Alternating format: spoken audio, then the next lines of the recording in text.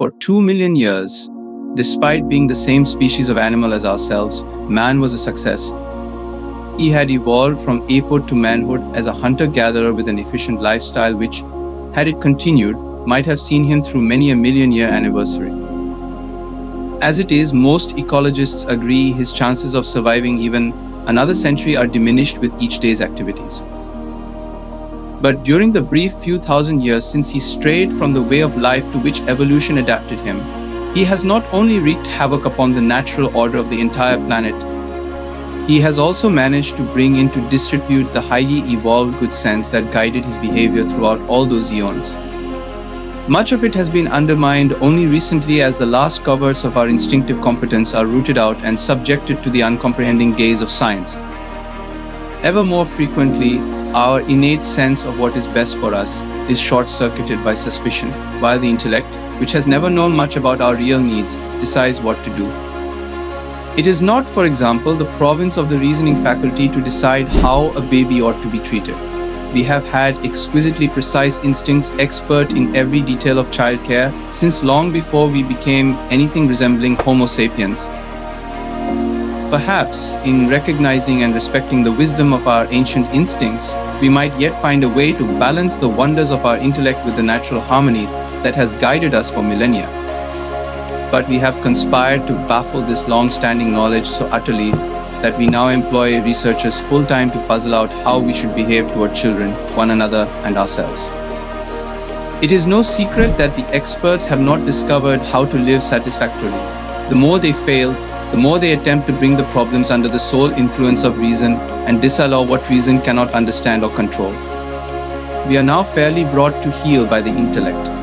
Our inherent sense of what is good for us has been undermined to the point where we are barely aware of its working and cannot tell an original impulse from a distorted one. But I believe it is possible to start as we are, lost and handicapped, and still find a way back. At least we might learn the direction in which our best interests lie and not go on making efforts that have an equal chance of leading us further off the track.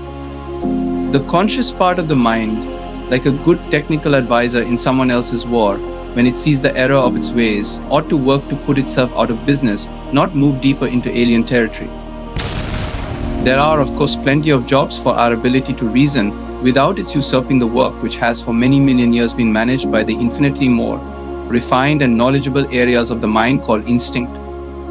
If they too were conscious, they would deluge our heads out of commission in an instant, if for no other reason than that the conscious mind, by its nature, can only consider one thing at a time, while the unconscious can make any number of observations, calculations, syntheses, and executions simultaneously and correctly.